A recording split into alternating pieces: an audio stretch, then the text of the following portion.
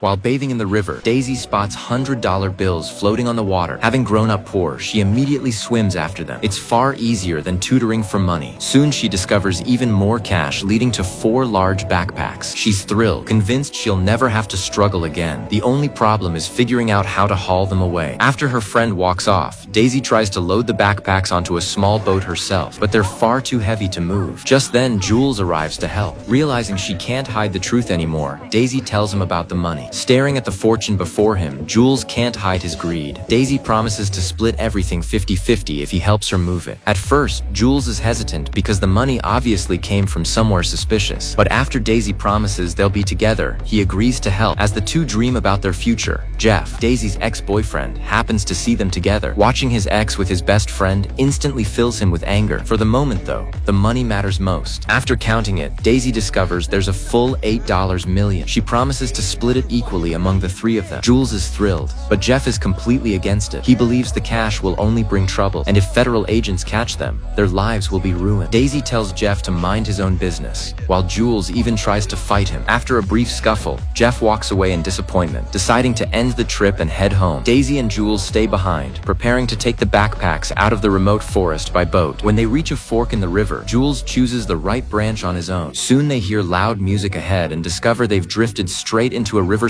party where 2 agents are standing nearby. Daisy grows increasingly nervous but has no choice except to act calm. Meanwhile, Jeff runs into the owner of the missing money. The man is actually a pilot who dumped the cash from his plane before faking a crash so he could retrieve it later. After searching the forest for a long time, he unexpectedly crosses paths with Jeff. Back at the riverbank, Daisy and Jules finally make it ashore, only to discover 1 backpack is missing after a rope snapped. Furious, Daisy blames Jules for carelessly losing a bag containing millions of dollars. Regretting everything, she becomes convinced Jules will never amount to anything and reluctantly calls Jeff for help. Meanwhile, Jeff is still talking with the pilot until his phone suddenly rings, immediately making the pilot suspicious.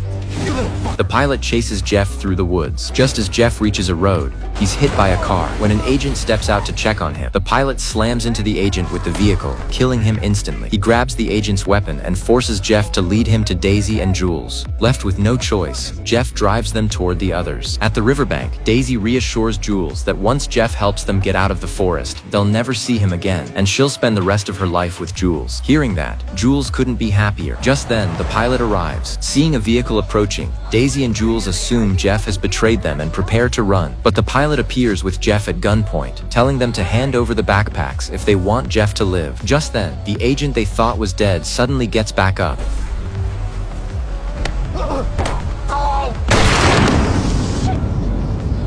The agent finally stopped breathing. The owner of the money panicked, while the 3 friends seized the chance to paddle their boat into the middle of the river. Furious, the owner couldn't believe the cash he had gone through so much to get was now being stolen right in front of him. He grabbed a sniper rifle from the car. Seeing them still drifting down the river, he opened fire, but his shooting was terrible and every shot missed. Just as they were about to reach shore, Jeff was grazed by a bullet. Fortunately, it was only a scratch. Right now, escaping mattered more than anything, because those backpacks contained enough money to last a lifetime. Before they could make it out of the forest, Daisy slipped and fell, injuring her leg. With no other choice, the group stopped to rest. Meanwhile, the owner never stopped chasing them. Following the trail of scattered bills, he quickly caught up. Realizing he was getting closer, they immediately continued running. Luckily, they knew the area well and found an underground tunnel where they used to play. They tossed the backpacks inside first, then quietly climbed in after them. Finally relieved, they knew there was an exit ahead. Once they got out, no one would ever find them. But after walking only a few yards, they found the passage blocked by fallen branches. Daisy quickly pulled out a knife and started cutting through them. Meanwhile, the owner had no idea where they had gone. Just after they cleared the branches, Daisy and Jeff began arguing. Jeff still insisted the money was suspicious and shouldn't be taken, while Daisy, blinded by greed, refused to give up the future she believed was within reach. In the end, Jeff finally gave in under Daisy's furious shouting. While they were arguing, the owner heard every word and quietly followed the voices. As Jules lagged behind climbing over the branches, the owner suddenly grabbed him from behind. Daisy immediately grabbed Jules too, but she was pulling on the backpack hanging around his neck. The two sides pulled like they were in a tug-of-war, neither willing to let go of the money. In the end, Jules was strangled to death between them, yet no one cared anymore. All Daisy wanted was the backpack full of cash. She quickly cut the backpack loose and caught up with Jeff carrying the money. She never mentioned what had happened to Jules, only lied that he was still behind them and told Jeff to go check on him. As soon as Jeff left, Daisy took the opportunity to climb up the rope by herself. Jeff soon discovered Jules was dead. Just then, the owner caught up, but Jeff narrowly escaped his attack. The real danger, however, wasn't the owner. Daisy pretended to help Jeff by telling him to climb the rope, but just as he was halfway up, she ruthlessly cut it.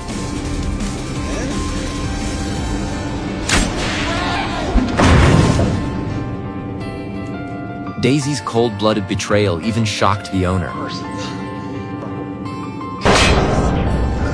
After searching the area, the owner found a barrel to stand on and slowly climbed up the pipe. Meanwhile, Daisy continued forward with the backpack. Unable to carry it the whole way, she set it on an oil drum and limped toward the exit. But just as she was about to push the door open, she was cornered. The owner sighed that Daisy would do absolutely anything for money, while claiming he was the more merciful one. He offered to spare her if she handed over the backpack. Daisy agreed, but demanded a 60-40 split, with 60% going to her. The owner refused immediately. After carefully planning everything to steal the money, there was no way he would settle for only 40%. Just then, Daisy suddenly looked terrified and begged him not to hurt her. Jeff had survived. Daisy had only been pretending to distract the owner. With Jeff now behind him, Daisy grabbed a wooden club and vented all her rage on the owner, beating him to death. But as Jeff picked up the backpack and prepared to leave with her, Daisy quietly raised the weapon she had just taken. I'm sorry. In the end, Daisy walked away with the backpack all by herself, leaving her to face a future filled with guilt and fear.